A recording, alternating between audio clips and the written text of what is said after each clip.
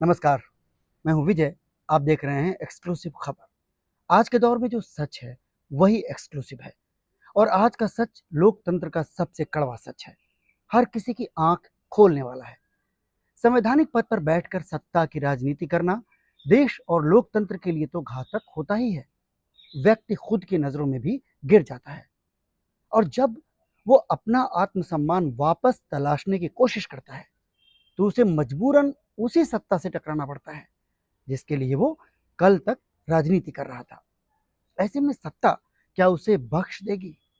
वो भी तब जबकि सत्ता पहले से ही चौतरफा संकट में घिरी हुई हो, जबकि सत्ता को एहसास हो चुका हो कि अब उसके इशारों पर चलने वाला संवैधानिक पद पर बैठा हुआ व्यक्ति अपने आत्मसम्मान की तलाश में, अपने पद की गरिमा लौटाने के क्रम में सरकार का संकट और ज्यादा बढ़ा सकता है।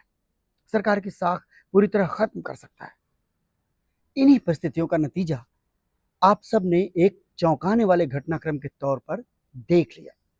संसद के मानसून सत्र का पहला दिन पूरा होते होते राज्यसभा के सभापति और उपराष्ट्रपति जगदीप धनखड़ के इस्तीफे के तौर पर। दरअसल ये इस्तीफा चौंकाने से ज्यादा आंखें खोलने वाला है। जनता की आंख अब खुलनी भी चाहिए और सत्ता से लेकर संवैधानिक संस्थाओं के मुखिया और संवैधानिक पदों पर बैठी हर हस्ती की आंख अब खुल जानी चाहिए।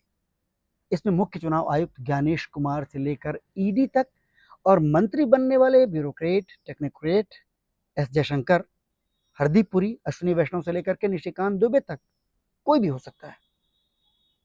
जगदीप धनखड़ ने बंगाल के राज्यपाल से उपराष्ट्रपति तक का सफर जिस तरह तय किया वो सबके सामने है। ये दोनों ही संवैधानिक पद थे, लेकिन सत्ता और राजनीतिक आकाओं को खुश करने की धुन में धनखड़ सुप्रीम कोर्ट तक से टकराने लगे। शायद उनकी नजर में सर्वोच्च संवैधानिक पद यानी राष्ट्रपति की कुर्सी थी, लेकिन हुआ क्या? उन्हें उपराष्ट्रपति पद से भी 2 साल पहले ही बाहर होना पड़ा। अब खाली वक्त में जब वो अपने कार्यकलापों की समीक्षा करेंगे तो उनके हाथ क्या आएगा? शायद वो ये समीक्षा शुरू कर भी चुके थे, जो उनके राज्यसभा के पहले दिन के व्यवहार में झलक भी रहा था। इन बातों पर तो सत्ता और संविधान से जुड़े हुए पद पर बैठे लोगों को सोचना चाहिए, लेकिन जिस देश में संविधान की सुरक्षा एक राजनीतिक मुद्दा बन जाए, उस देश के लोगों को भी यकीनन उपराष्ट्रपति के अचानक इस्तीफे पर सोचना ही चाहिए, क्योंकि इस्तीफा जिस तरह सामने आया वो जाहिर करता है कि ना ही इसे मर्जी से दिया गया है और ना ही इस्तीफे में दिया गया स्वास्थ्य कारणों का हवाला सच में कोई मायने रखता है। ये बात तो एक बच्चा भी समझ सकता है कि उपराष्ट्रपति जैसे पद पर रहते हुए धनखड़ साहब देश में नहीं सारी दुनिया में अपना बेहतरीन से बेहतरीन इलाज करा सकते थे। सदन के पहले दिन की कार्यवाही में भी जगदीप धनखड़ वैसे ही दिखे जैसा वो हमेशा नजर आते हैं। और जहां तक मर्जी का सवाल है तो बतौर उपराष्ट्रपति जगदीप धनखड़ की मर्जी 23 जुलाई को राजस्थान में एक सरकारी कार्यक्रम में शामिल होने की थी, जिसकी जानकारी उनके दफ्तर से सोमवार को शाम 4 बजे ही आई थी। धनखड़ साहब मंगलवार को बिजनेस एडवाइजरी कमेटी के साथ मीटिंग करने वाले थे। विपक्ष के सांसदों के साथ सोमवार की देर शाम तक वो अगले दिन की राज्यसभा कार्यवाही को लेकर के चर्चा करते रहे, बातचीत करते रहे। इसमें शाम 5 बजे संसद में ही जयराम रमेश, प्रमोद तिवारी और अखिलेश प्रसाद सिंह से मुलाकात भी शामिल है और शाम 7:30 बजे जयराम रमेश से फोन पर बात करना भी शामिल है। इसकी जानकारी कांग्रेस सांसद जयराम रमेश ने अपने ट्वीट में दी भी है। यानी जगदीप धनखड़ का तो अगले कई दिनों का कार्यक्रम तय था बतौर उपराष्ट्रपति। फिर सोमवार देर रात इस्तीफा क्यों? जब आप राजनीति के पिछले कुछ दिनों के इशारों को समझने की कोशिश करेंगे तो आपके सामने हर बात साफ हो जाएगी। हालांकि असलियत जो कुछ भी है उसकी पुष्टि तो कोई नहीं करेगा। शायद वक्त बीतने के साथ साथ जगदीप धनखड़ भी सत्यपाल मलिक की तरह बहुत सारे राज खुद ही खोलें, लेकिन फिलहाल जो नजर आ रहा है उसे देखते हुए ये लगता है कि जगदीप धनखड़ पहले ही सत्ता की आंखों में खटकने लगे थे। उन्हें हटाने का काम संसद सत्र शुरू होने से पहले भी किया जा सकता था, लेकिन सत्र शुरू होने के साथ ही उन्हें हटाकर सत्ता शायद अपनी ताकत का संदेश भी देना चाहती थी। ये संदेश वो यकीनन विपक्ष को नहीं दे रही थी। तो फिर सत्ता किसको अपनी ताकत दिखा रही है? ये आप आसानी से समझ सकते हैं। ये वो लोग हो सकते हैं जो प्रधानमंत्री की उम्र और भारतीय जनता पार्टी को लेकर के फिक्रमंद दिखते हैं। खैर, इस पर हम किसी और वीडियो में बात करेंगे और विस्तार से बात करेंगे। अभी तो उन बातों को समझने की कोशिश करते हैं जिसने आंखों के तारे जगदीप धनखड़ को सत्ता की आंखों का कांटा बना दिया, जिसे फौरन से पेशतर निकाल देना जरूरी लगने लगा। सबसे पहले तो आप याद कीजिए, इसी 10 जुलाई को जगदीप धनखड़ ने जेएनयू में एक बयान दिया था अपने रिटायरमेंट को लेकर। उस बयान को याद कीजिए। उस दिन धनखड़ ने कहा था कि मैं सही समय पर रिटायर होऊंगा, अगस्त 2027 में, बशर्ते ऊपर वाले का दखल ना हो। इस ऊपर वाले शब्द पर आप गौर कीजिएगा। इस बयान में 2 इशारे थे। पहला तो ये कि धनखड़ शायद समझ चुके थे कि जिस पद की उम्मीद में वो उपराष्ट्रपति होकर भी फुल फ्लेजेड राजनीति में डूबे हैं, अपने कर्तव्यों को छोड़ करके सत्ता के साथ दौड़ लगा रहे हैं, उस पद पर सत्ता उन्हें नहीं बिठाएगी, उन्हें राष्ट्रपति नहीं बनाया जाएगा। दूसरा इशारा उस ऊपर वाले शब्द में छिपा था, जिसने शायद दखल दे दिया, यानी ऊपर वाले ने।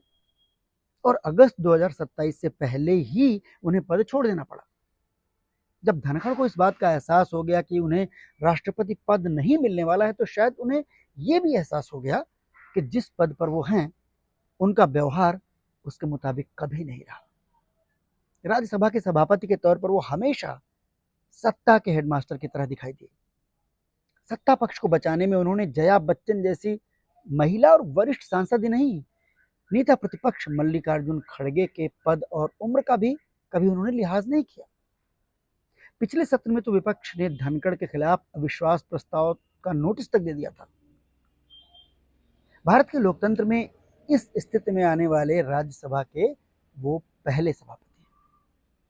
अब शायद धनखड़ को अपनी गलतियों का भी एहसास हो रहा था, जिसे वो सुधारना भी चाहते होंगे। वो पद की गरिमा के मुताबिक काम करना चाहते थे शायद। इसीलिए पहलगाम, आतंकी हमले, ऑपरेशन सिंदूर के बाद के हालात, ट्रंप के बयान, विदेश नीति और अर्थनीति की नाकामी, बिहार में वोटर लिस्ट जांच की प्रक्रिया यानी एसआईआर जैसे जो मुद्दे हैं, इन पर जबरदस्त घेरी सरकार को बचाने के लिए बतौर सभापति धनखड़ ने राज्यसभा के पहले दिन की कार्यवाही में अपनी ओर से कोई ऐसा काम नहीं किया जैसा वो पहले किया करते थे। उन्होंने नेता प्रतिपक्ष मल्लिकार्जुन खड़गे को एक नियम पर बोलने का मौका दे दिया। खड़गे ने नियम के साथ साथ मुद्दे पर भी बोलना शुरू कर दिया। पहलगाम में आतंकी हमला और ट्रंप के बयान पर उन्होंने सरकार को घेरना शुरू कर दिया। ये विपक्ष का काम होता है, और धनखड़ ने हमेशा की तरह इस बार खड़गे जी को रोका नहीं। पहली बार वो निष्पक्ष रहे, निष्पक्ष दिखे, जो कि असल में सभापति का काम होता है। सत्ता पक्ष की धज्जियां उड़ती दिखाई दी तो जेपी नड्डा खड़े हुए और उन्होंने टोका। फिर हंगामा हुआ और सदन स्थगित हो गया। इस छोटी सी घटना ने सरकार को साफ संदेश दे दिया कि अब शायद बात हाथ से निकल सकती है। नड्डा ने भी अपनी टोकाटाकी के दौरान यह कहकर बड़ा इशारा दे दिया। उन्होंने क्या कहा कि अभी जो मैं बोल रहा हूं वही रिकॉर्ड में जाएगा और कुछ नहीं जाएगा। ये सीधा सीधा चेयर को चैलेंज की तरह था, क्योंकि रिकॉर्ड में क्या जाएगा और क्या नहीं जाएगा ये तय करना चेयर का अधिकार होता है। इस पूरे घटनाक्रम को आप ट्रिगर पॉइंट मान सकते हैं। इसके करीब 1-1.5 घंटे बाद प्रधानमंत्री मोदी ने संसद भवन में ही अपने करीबी मंत्रियों की इमरजेंसी बैठक भी की, जिसमें अमित शाह, नड्डा, राजनाथ सिंह और शिवराज सिंह भी शामिल बताए जाते हैं। सोमवार को ही शाम 4 बजे के करीब धनखड़ ने 23 जुलाई के अपने राजस्थान दौरे को जारी किया।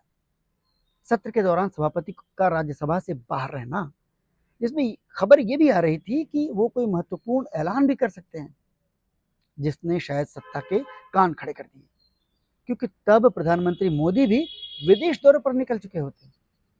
इसके 1 घंटे बाद यानी शाम 5 बजे धनखड़ कांग्रेस के 3 सांसदों से मिले, जिसमें अगले दिन संसद में उठने वाले महत्वपूर्ण विषयों को लेकर के बात हुई। इसी के एक्सटेंशन में शाम 7:30 बजे जयराम रमेश से फिर से फोन पर बात हुई। इस बात का जो मजमून सामने निकल कर आ रहा है उसके मुताबिक जस्टिस वर्मा के महाभियोग के साथ साथ विपक्ष जस्टिस शेखर यादव के खिलाफ महायोग को भी लाना चाहता था।